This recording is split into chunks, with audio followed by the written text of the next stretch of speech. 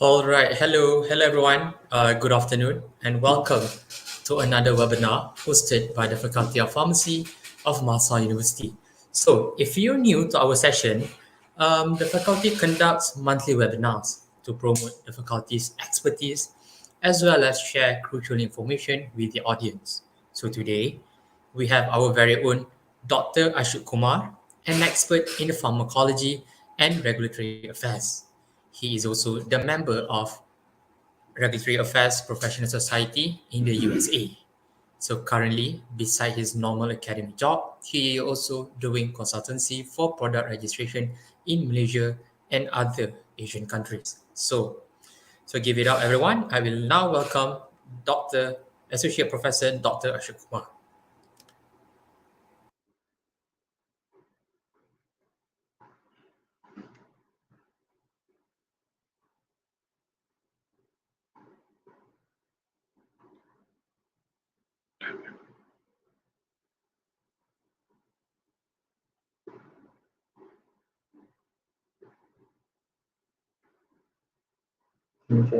Yeah.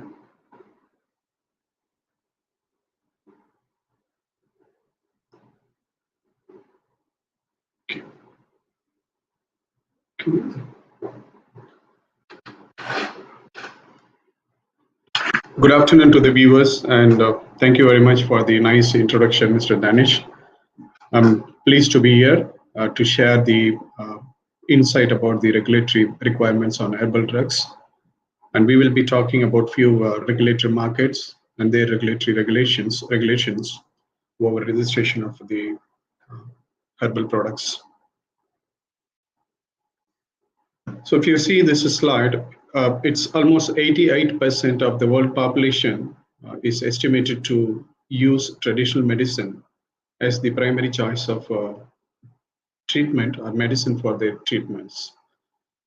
And the percentage or the proportion has been keep increasing as the day moves. And if you see almost under 70 of the 194 World Health Organization member states, they have reported to use of traditional medicines. So it's been estimated by the WHO through a survey. And the interesting part is that 40% of the approved pharmaceutical products in the use today are derived from these natural substances. So one can understand how important are the contribution of natural products or the plant-derived medicines, especially in terms of the pharmaceutical products and their growth. So as a result that the number of drugs from the traditional medicines and the herbal medicines are keep increasing, the landscape for the traditional and complementary medicine has been improving consistently. So as a result, the regulatory requirement on this herbal medicine as well as constantly changing. And if you see here, this national policy on traditional medicine and the regulation of herbal medicines, a report published by WHO somewhere in 2005, and it stated that the number of member state countries of this WHO has been keep increasing in terms of the use of complementary and alternative medicines in both developing and developed countries. So as a result, the concern has become the safety and efficacy of the herbal medicines that the people use, and as well as the quality control.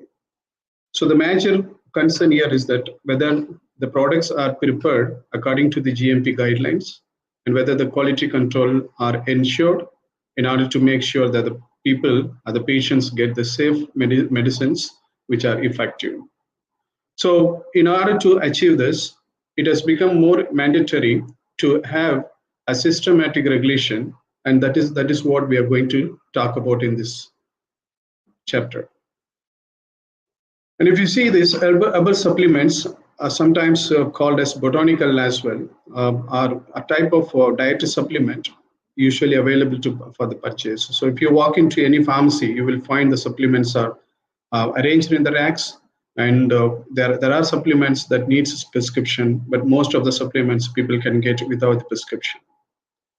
So the question is whether all these supplements that are present in the pharmacy are coming to the shelf of pharmacy after a strict regulatory requirement fulfillment, or they are just being promoted there.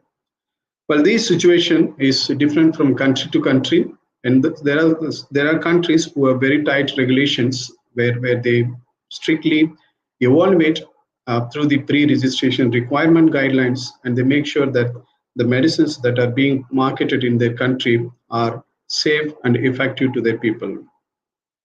So if you see that, as I said, the herbal supplements generally have not been subjected to the same scientific scrutiny and are not as strictly regulated as medications. So if you take a conventional medicines, pharmaceuticals, the regulatory requirement for those medicines are totally different. And if you consider the herbal supplements, and their regulatory requirement is totally different. See, the makers, the manufacturers of the herbal supplements usually required to follow the good manufacturing practice, and this is especially to ensure that the supplements manufactured, processed consistently, and they meet the quality standards so that people get quality medicines that has safe and effective outcome. In terms of the requirement to be registered with the FDA, these herbal supplements don't have to be registered with the FDA because FDA, Food and Drug Administration of USA, they don't regulate this, but they monitor it. I'm going to talk about it. So in FDA in USA, in the United States of America, someone wanted to market his herbal supplements. He or she don't have to go through this product registration formalities. Whereas in case of Europe, they have totally different landscape. They have very firm regulations for the registration and marketing of the herbal supplement. There is a story behind this. It's not a story. There is a history behind it. There is an incident behind this, and I'm going to tell you why FDA has no strict regulation and why Europe has very strict regulations. So it's basically challenges. So before herbal supplement is manufactured and that comes into the widespread use in the current trend, herbal medicines played an important role in order to maintain human health in the ancient days or in the traditional days. However, the countries are constantly facing challenges in the development and implementation of the regulation of traditional, complementary, and alternative medicines. The challenges are regulatory status. So this regulatory status here means that the regulatory status of a product between two different countries. So for example, one product might be called as food supplement in one country according to their regulation. And the same product, if you go into another country, it will be registered either as a drug or either as the herbal supplements or natural products. So their status will be different. I'm going to give example for this. And assessment of safety and efficacy, quality control, safety monitoring, and lack of knowledge about the traditional medicines, complementary and alternate medicines within the national regulatory authorities. Sometimes even the regulatory authorities will not be having much idea about it. So in that kind of situation, they will usually try to extract the informations and regulations from the nearby standard countries. So as I said, the challenges are related to the regulatory status of the herbal medicine. A single medicinal plant may be defined as a food, or it might be defined as a functional food, or a dietary supplement, or an herbal medicine in different countries. So if you take a functional food and if you try to register that as a dietary supplement or herbal medicine in another country, it's not going to be an easy task. And the other challenges are related to the assessment of safety and efficacy, and the requirement and methods for the research and evaluation for the safety and efficacy varies between the countries to country. And challenges related to the quality control of herbal medicines. So the in-process quality control and finished product quality control and their requirement will be differing. And challenges related to the safety monitoring of herbal medicines, like what are the adverse events that are going to arise from the consumption of the herbal medicines due to a wrong species of the plant by mistake. Sometimes it happens through the adulteration. So the adulteration may be intentional or unintentional, but adulteration is incident or event of mixing the authenticated, mixing the fake material with the authenticated material, and undeclared medicines, contaminations, overdosage, misuse of herbal medicines, and concomitant use with other medications. So we call it as herb interaction.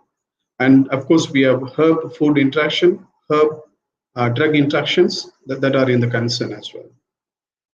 And the final one is the lack of knowledge about the herbal medicines with the national drug authorities. As I said, the national drug regulatory authorities sometimes will not be having a clear information or a complete comprehensive information about the regulation of the traditional medicines. So in order to meet all these challenges, the World Health Organization traditional medicine strategy was developed with four primary objectives, and that is to form a policy and to enhance the safety, efficacy, and quality, and ensuring access and promoting rational use of the herbal medicines. And if you see here, and this slide shows you the status of increasing usage of herbal products across the globe. And you see the green shaded countries are the one where the herbal product usage has been increased. And you can see the graph also from 1999 to 2018. So there is a proportionate increase in the use of the herbal medicines among the world countries. And of course, there are some countries, and if you see on the top, Greenland and Norway and countries like Brazil and Papua Guinea. So these countries, and many of the African countries, they don't have data about it. So this is the repetition, the member state with the registration system of herbal medicine. So you can see that almost all the countries in the world have adopted or started following or started implementing strict or at least a moderate regulatory requirements on herbal products before they are being placed on the market. So we will talk about the USA, what is the status of regulatory requirements for herbal medicines to be placed in the United States markets. So as you see there, USA, and that is regulated by FDA, registration is not required for herbal medicines, and they are not included in the national essential medicine list also. So they are not considered as the drug in America or United States. So these national essential medicine list in the United States is basically the list of medicines that satisfy the healthcare needs of the majority of the population. And when the medication is fulfilling all the requirements of the FDA guidelines, then they will be listed in this national essential medicine list. And herbal supplements are not listed in it. So the Dietary Supplement and Health and Education Act that is framed in the year of 1994 forms the national regulation on the herbal medicines, but they don't have pre-market registration requirement. So what they need is this: manufacturers of any herbal medicines do not need to analyze the biological and chemical properties of their herbal products, whereas it is required for the medicines are the list of items present in the National Essential Medicine List. So you don't have to provide, or you don't have to submit any documents, and you don't have to go through the pre-market registration requirement. Someone can straight away place the product into the market because FDA is not regulating it. Whereas these regulations strongly prohibit the claim that any herbal product prevent the disease. So you can place the product into the market of United States, but you can't say that your product could treat or cure any disease or symptoms. So they can just claim that they can increase the well-being of the human health.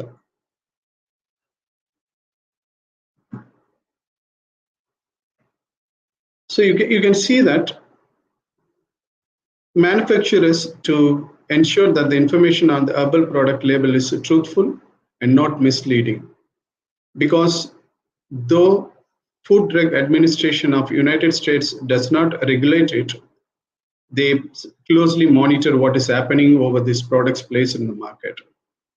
So alongside the reports of the adverse effects from the use of dietary supplements, there is a way that people using herbal supplements can actually lodge a complaint that will go to the FDA regarding any adverse effects or any other effects that they face while using the dietary supplements.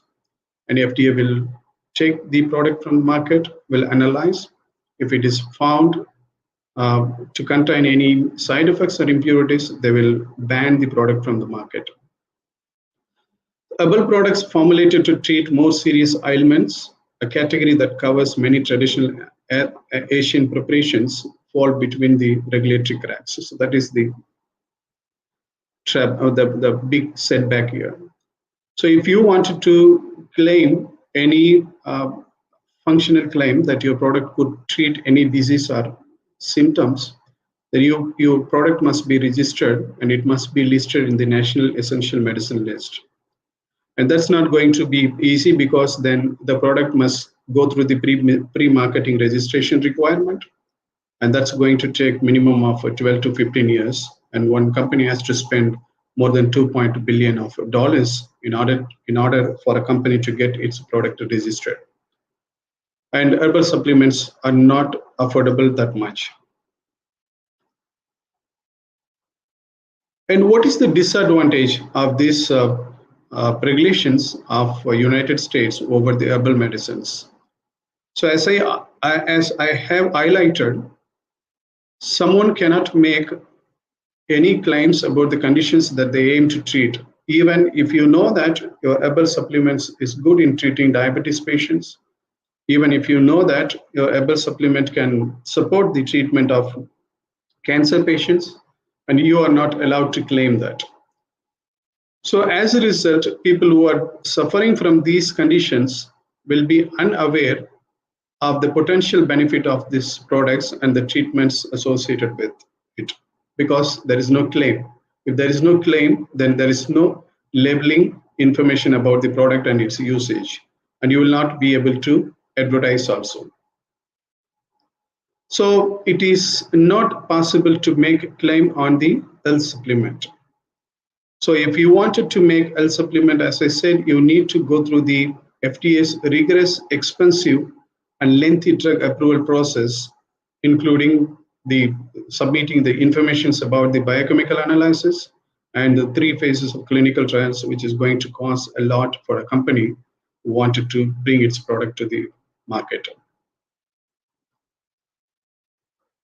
So based on the tight regulations of on herbal supplements, to make any claim in the market, and we can understand that how tough it is for a company to bring its product to the market with any particular pharmacological claims or clinical claims. So it will not be surprising to you that the first herbal product approved by Food and Drug Administration is taken place somewhere in 2006, and the product is this cinecatechin. So this cinecatechin was the first herbal product approved by Food and Drug Administration USA, which is a polyphenol obtained from the tea leaves for the treatment of the cervical warts. And you can see the outcome, the treatment outcome using this cinecatechin for the treatment of this cervical warts. So this product cinecatechin has been registered with FDA as a botanical, and they have created a separate classification from the synthetic and chemical pure drugs. So all this while it was not there. It is in 2006, the very first time FDA has started this classification, and they've approved this drug, and since then only few drugs are being approved. So you see, this is the product uh, information that of this cinecatogen. It is marketed in the name of Verigin. It's used as a topical ointment for the treatment of the external genital and the perineal warts, and it's actually caused by this condylomata acuminata, and this is usually used with the patients or with the people who are immunocompetent, who are older than 18 years. Immunocompetent in the sense they have normal immunological functions. And this is the second drug that was approved by the FDA. So this drug is used usually for the people or individuals taking antiretroviral drugs, and they means who are undergoing this antiretroviral drug frequently experience side effects such as nausea and diarrhea. And this drug, which is approved in the year of 2013, crofelemer, is used to treat this nausea and diarrhea. So this is the second product. So these informations will give you an understanding that how complicated or how tightly regulated these herbal supplements are to be registered with claims. So these are the two products registered with the claims. And this product is this crofelemer is derived from the plant, from the red sap of the Croton lecherry plant, and it's also called as Sangre de Grado. So this Sangre de Grado means blood of the dragon, and it's a medium-sized tree as you see in the picture. It usually grows among the upper Amazon region of the Peru, Ecuador, and Colombia.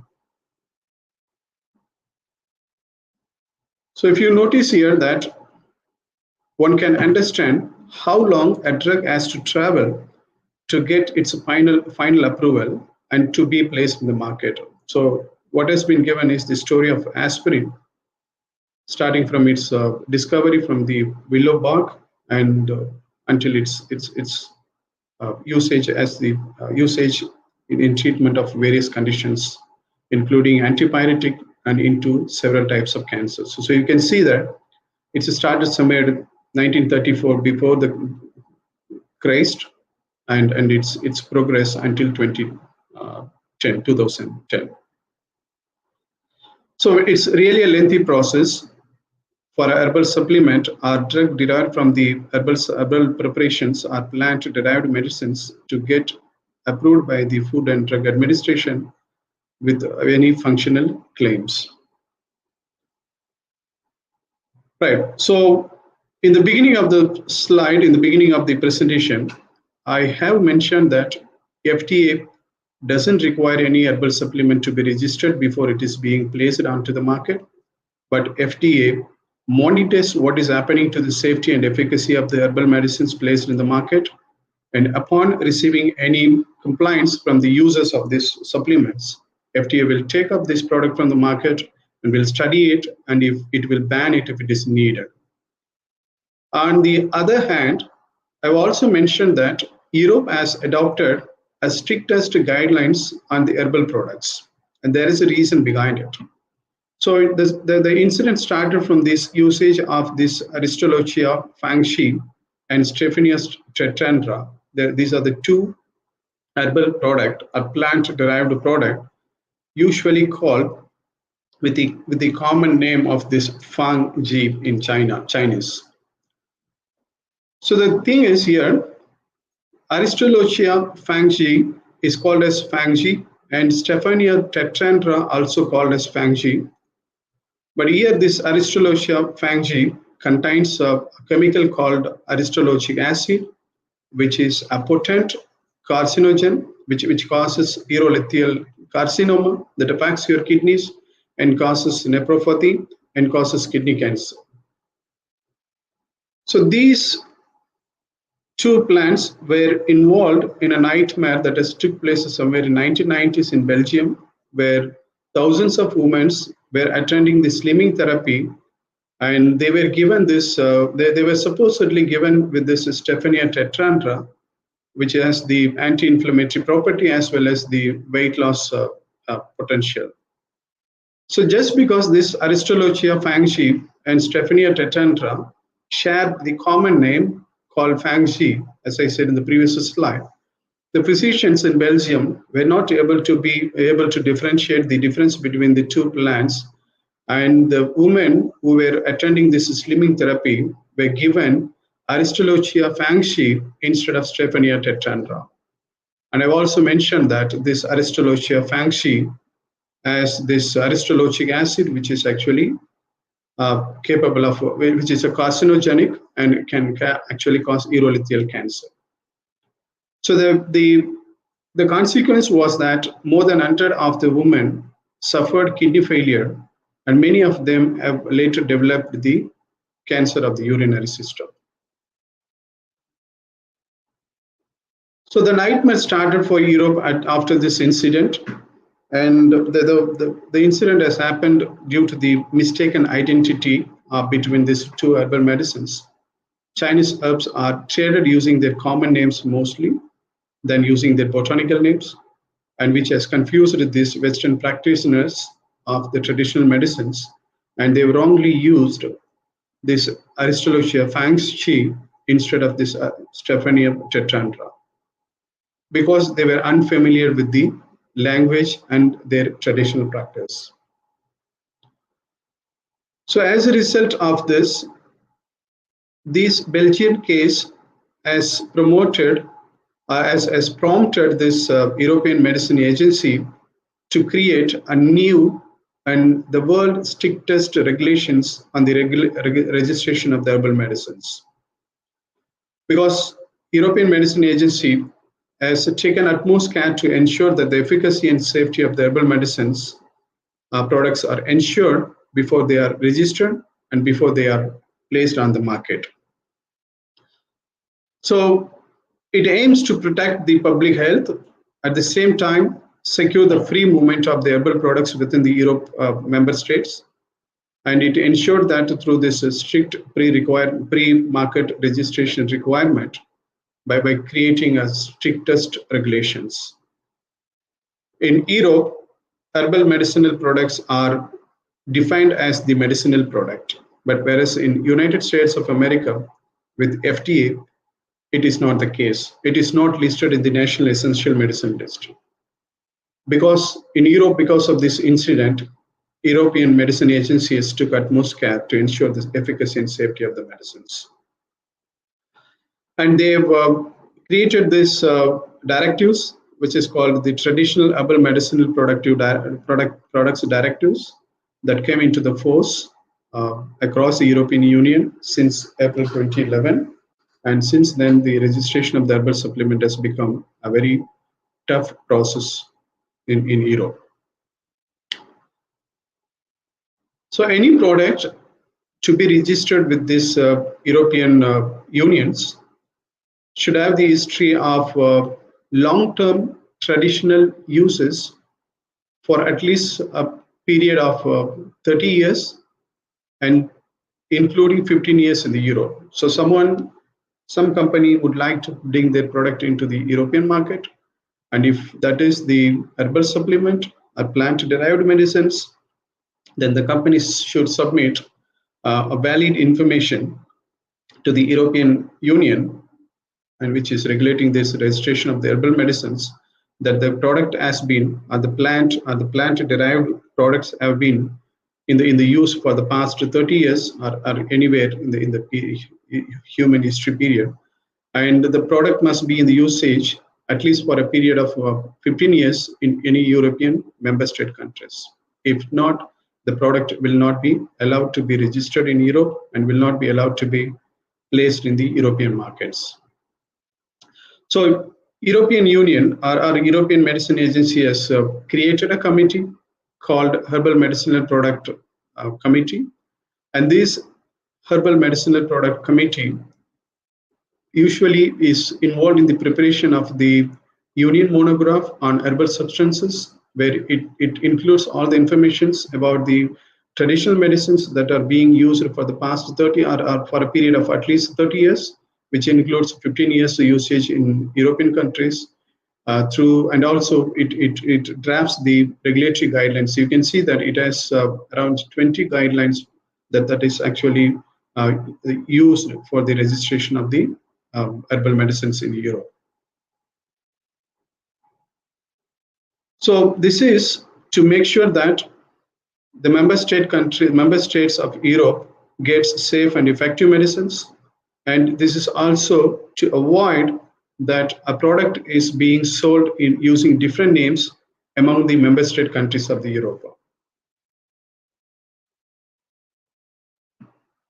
So you can see here through this traditional herbal medicinal product directives, the THMP directives, in last 10 years, it has registered only very few products, and it's often less than 10 products. So if you see some of the member state countries that I've included here, France received 160 applications, but it has granted only 7 products for the registration. And in German, which is one of the leading member state in respect of the total registration, it nevertheless has granted only 154 registration out of 426 applications. So this figure, this data can give you an understanding how strict the regulatory requirement is for a registration of herbal supplement in European countries. They really reject the applications or the products that are not fulfilling the requirement according to their therapeutic or traditional herbal medicinal product directives. So at the time of European Medicine Agency report in 2012, you can see around 149 applications were still under the assessment, while 123 applications has failed or has been withdrawn. So most of the times, the companies will withdraw the applications because they couldn't wait. They will rather go to the nearby other markets. So that is the status about regulatory requirements in United States and Europe. And now I will explain about what is the regulatory requirement in Malaysia. So having said that, Food and Drug Administration of the United States has no regulatory requirements for the registration of the herbal products, whereas the European countries are not like that. They have the strictest regulations for the registration of the herbal supplements or herbal products before they are being placed in the market. In Malaysia, the herbal products are regulated strictly, and the market is required to register the product first before they bring into the market. And the applicant must have a company registered with this SSM before they start registering the product. It means that only locally registered companies can be involved in the registration of the herbal supplements or herbal natural products or any plant derived medicines. No foreign companies are allowed to register their product here. If there is a foreign company, overseas company, they wanted to bring their product here into Malaysia, they should find a local person, a local company who will act as the product registration holder or product rights holder, and who will be responsible for answering the NPRA if something goes wrong with the product. So the pre-market registration is required in Malaysia, and it should be according to these guidelines published by this National Pharmaceutical Regulatory Agency, and the guideline name is the Drug Registration General Document, Drug Registration Guidance Document, DRGD, which has almost 695 pages. And what is on top of this, halal requirement is one of the most required pre-registration requirement in Malaysia. So according to this Malaysian regulatory guidelines, herbal supplements are being registered under different categories. So if you see this, the natural products are registered under different categories like traditional medicines, finished herbal products, herbal remedy, and homeopathic medicines, food drug interface, and functional foods and foods. So these traditional medicines, they differ from each other. Traditional medicines, so finished herbal products, herbal remedy, homeopathic medicines, in the sense that traditional medicines are unextracted or crude extracts. They are usually not sterile, whereas these finished herbal products are something they have formulated. So when they are formulated, there will be addition of excipients added into it, but they will not contain any synthetic active ingredients. If they contain any synthetic active ingredients, then their regulatory guidelines or regulatory pathway is totally different. It is no more herbal supplements and no more natural products. So that becomes the drug. And herbal remedy is something where the plant materials will be dried and crushed and used as such. They will not be subjected for any extraction. They will not be subjected for any formulation using any excipients. And homeopathic medicines, which is one of the most prevalent and common system of practice in India, is a practice or medicines that uses the minute amount of substances used to treat any conditions. Means they will make serial dilutions, and the lower diluted or low concentrated substance solutions or substance will be used to treat uh, conditions. There are some drugs that will fall under this food and drug interface. So sometimes the product cannot be claimed completely as the food, and the product cannot be completely claimed as the drug. So they will fall somewhere in between. So those products are called as food and drug interface. So if it is more of food, then it will be regulated by the Food Quality and Safety Division. And if it is more of drug, then it will be regulated by the National Pharmaceutical Regulatory Agency. But whether it is more of food or more of drug, it will be determined by proper application and process, and it will be majorly decided by the NPRA. And functional foods and foods are other categories, and they are regulated by the Food Quality and Safety Divisions of Malaysia. It's another department. And the other types of products they are registered are health supplement. So there are three different types of supplements are registered in Malaysia based on their claim.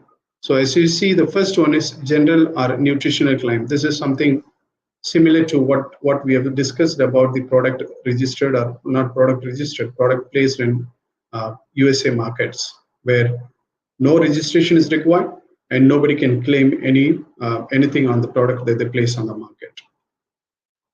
And in Malaysia, it's possible to market or register a product under the category of a general or nutritional claim, where you cannot claim any thing that the product will treat any particular conditions or diseases. So you can say that it will promote the general well-being of the person. So that's what the maximum claim that you can make for this category of the product. And the second one is the functional claim, or we call it as the medium claim. And the third one is the disease risk reduction claim. So we call general claim, medium claim, and high claim. So once these products are falling under any of these categories, their regulatory requirements is changing. So it's basically two types of regulations. One is full evaluation and average evaluations. So full evaluation is as strict as it is for the registration of the generic drugs or registration of the new drug. Whereas the general or nutritional claim category or functional claim, medium claim category, the type of regulation or evaluation pathway is average evaluation. Average evaluation is slightly lenient than that of the full evaluation. The requirements of documents required for the registration of a product under this disease risk reduction claim through this full evaluation pathway is as complicated as it is for the drug registration. So natural products, including the herbal and the traditional products, will have to go through this full evaluation. So any pharmaceutical company or any herbal company that wanted to bring its product to the Malaysian market will first have to decide whether it wanted to put its product under this general claim, nutrition claim, or a functional or disease risk reduction claim. Then it most of the time depends on the amount document they have. So the evaluation routes, there are 4 evaluation routes according to the recent guidelines of this NPRA. One is the first one is the full evaluation, which is actually the standard pathway. And the other one is the full evaluation with the conditional registration, full evaluation via abbreviated and verification review, and average evaluation. And this full evaluation and average evaluation has been in the practice since long time. And this full evaluation with conditional registration and full evaluation via abbreviated and verification review has been included recently. And these conditional registration are for the products that if a product wanted to go through these evaluation routes where the conditional registration is mentioned, then the product must have been registered with at least one drug control authority of the reference agency. And the another thing, if the product is registered through this full evaluation or average evaluation, the registration is valid for the period of 5 years, whereas this full evaluation through this conditional registration, the registration is valid only for the period of 2 years. And good thing here is that the number of working days required for the completion of the registration formalities in the case of conditional registration is just 70 working days. But for the standard one, it will be more than 200 working days. So having said that, the full evaluation via abbreviated and verification review for the is for the products that should have been registered with at least one drug control authority of the reference agency. If it is abbreviated review that the product wanted to adopt, then it must have been registered with at least one drug control authority agency, reference agency.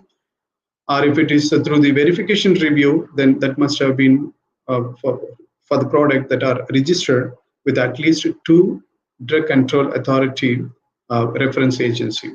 And average evaluation is totally different than the 3 evaluation rules.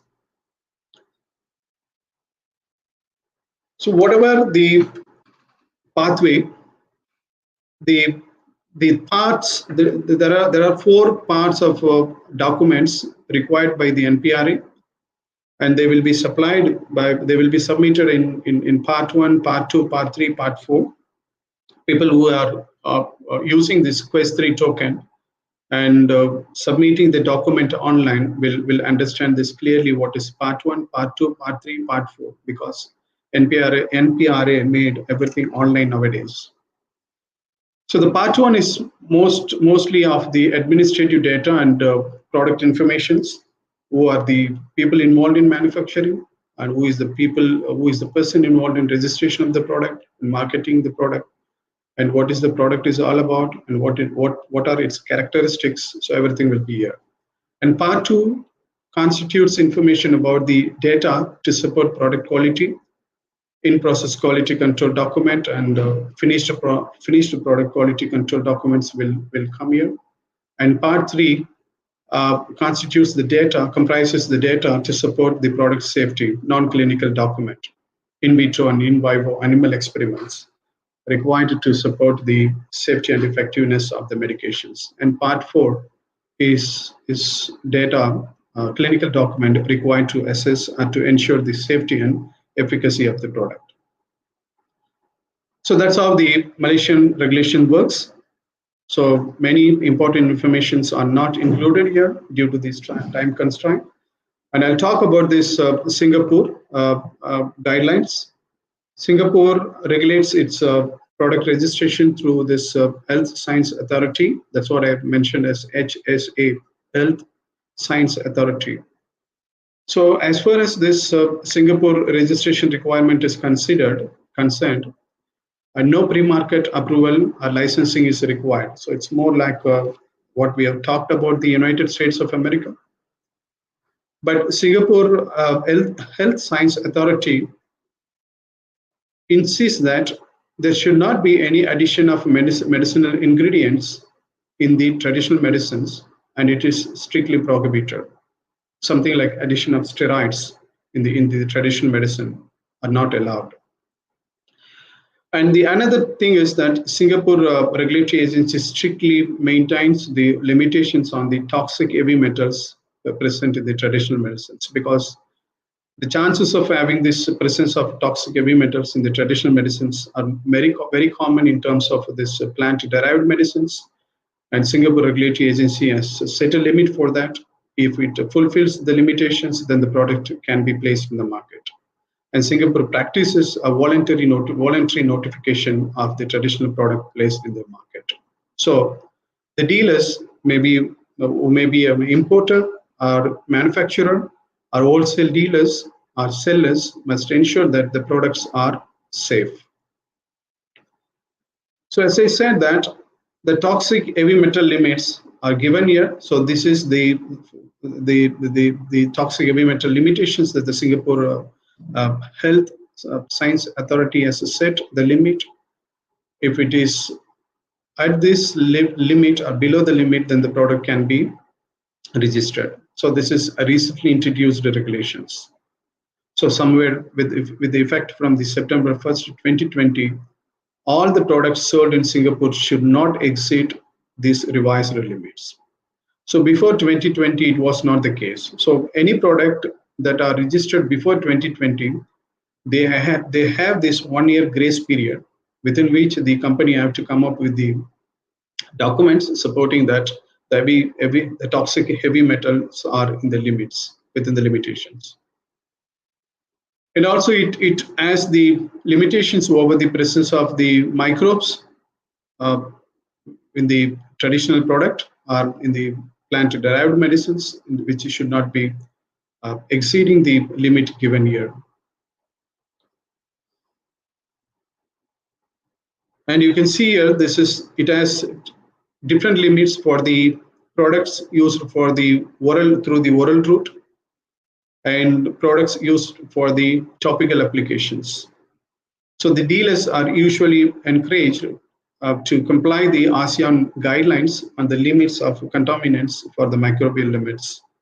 And in fact, Malaysia, the National Regulatory Pharmaceutical Agency, also follows these ASEAN guidelines. So Singapore is more on ensuring the labeling requirements. You cannot simply claim anything that the product did not possess or did not comply with.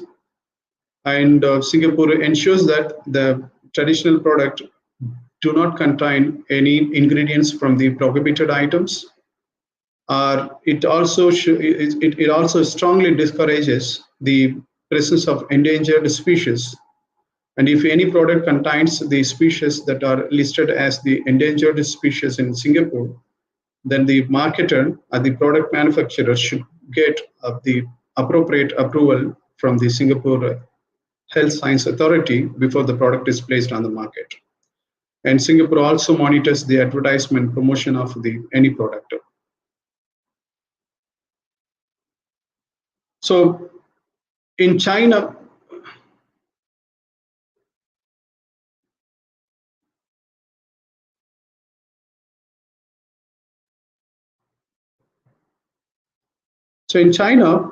the registration of the herbal products are specially governed by the State Food and Drug Administration Agency. And China registers the herbal supplements as the functional food or as the drugs.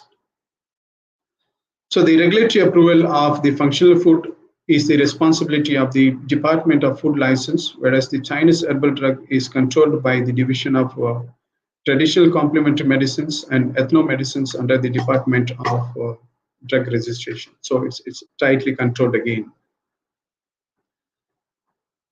So, according to Chinese regulations, the traditional medicines refer to the medicinal substances and their preparations used under the guidance of the traditional Chinese medical theory, whereas the natural medicinal products refer to the natural medicinal substances and their preparations used under the guidance of this modern medicines requirement.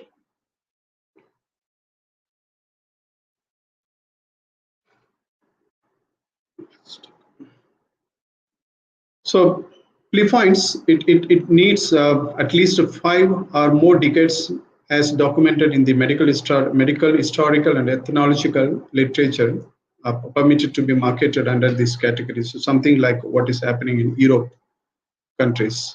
And the regulatory body that regulates this registration of the herbal supplements in Plefines is the Bureau of Food and Drugs, BFAD, which mandates the registration of the traditional products used and then before being manufactured, imported, and marketed in the country.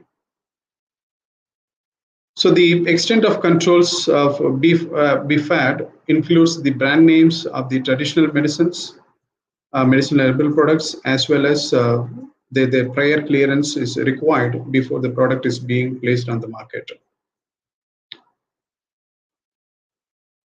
So the authentication of the plant specimens need to be obtained from the Philippines National Museum. So almost even India practices this.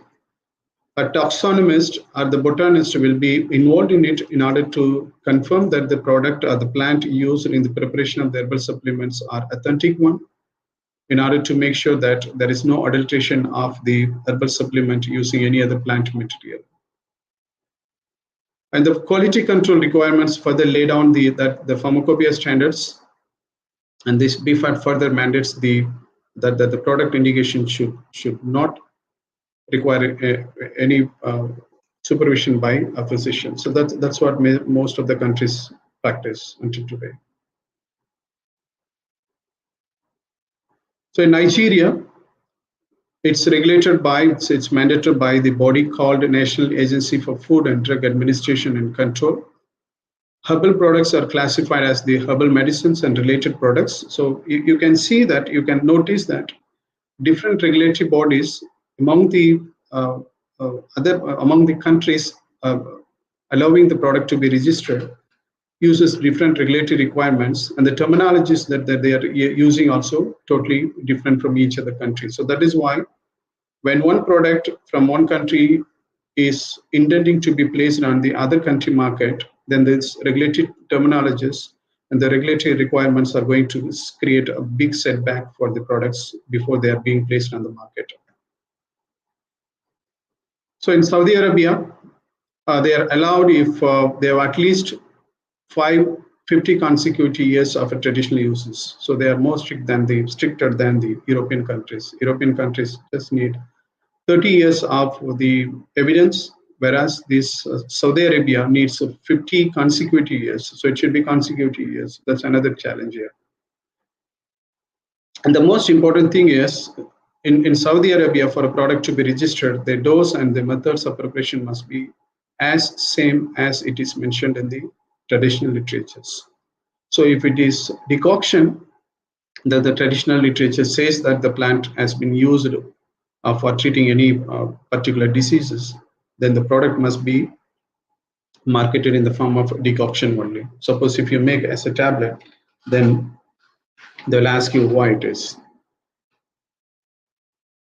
And according to the evidence provided over a particular product, the product may be parked under any of these two categories given here. One is pharmacopoeial evidence for the traditional products, and another one is non-pharmacopoeial evidence for the traditional products. So based on the amount of documents, the supporting evidences, so it will be decided whether the product is going to be parked under this pharmacopoeial evidence category or non-pharmacopoeial evidence category. And in Australia, it's regulated by this TGA, Therapeutic Goods Act. So this TGA is the one which is also regulating the registration of the drugs and registration of the herbs, vitamins, minerals, nutritional supplements, homeopathic, and certain aromatherapy preparations. So it's according to the informations mentioned in this schedule 14th of the regulations of TGA, and each of which has clearly established the identity and um, the traditional use of the medicines.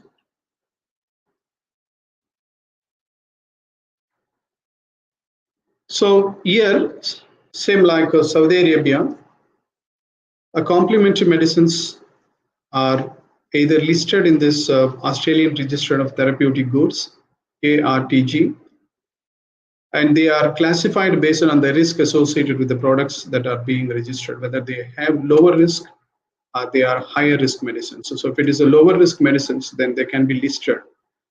If the products are under the category of higher risk medicines, then they must undergo the registration formalities, which is going to be as tough as tougher as the registration of a drug in Australia.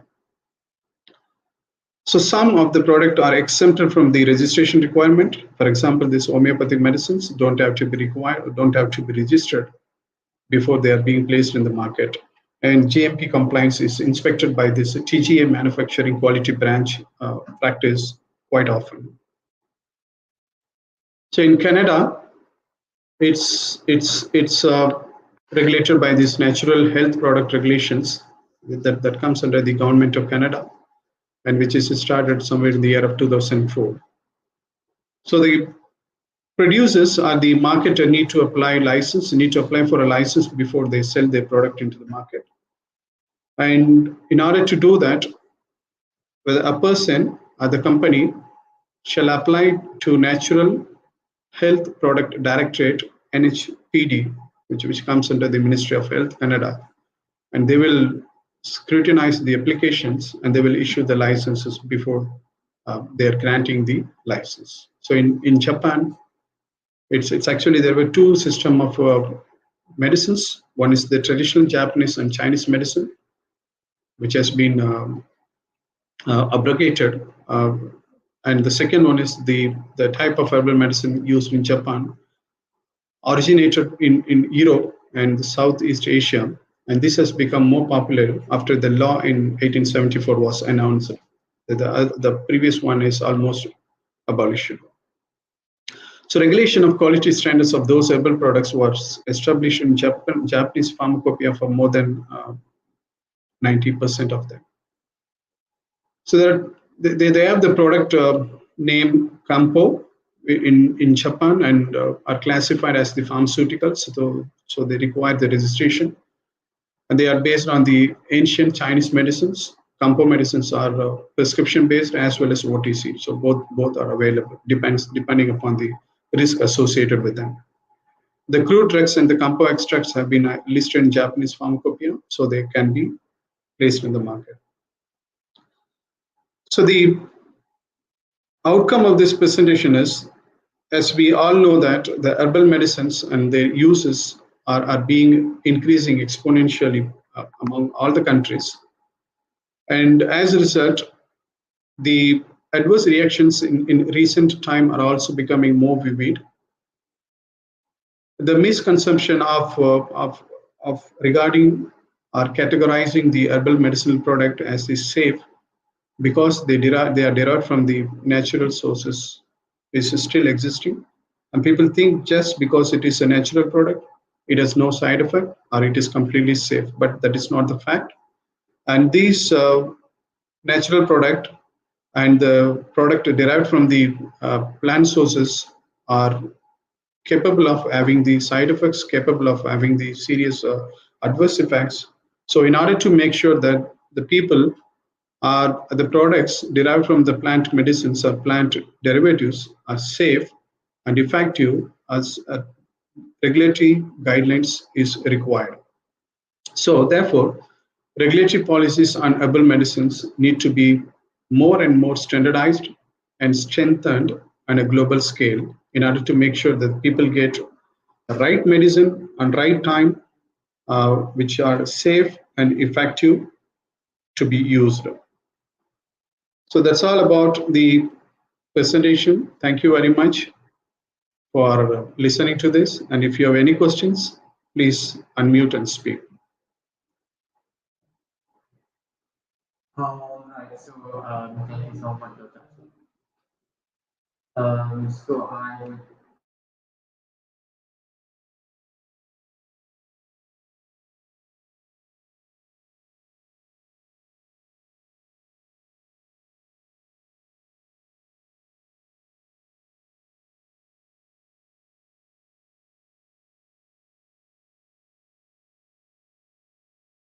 Yeah, so I would just like to know in general if there are any other products, if you know any products that are actually in the pipeline in Malaysia.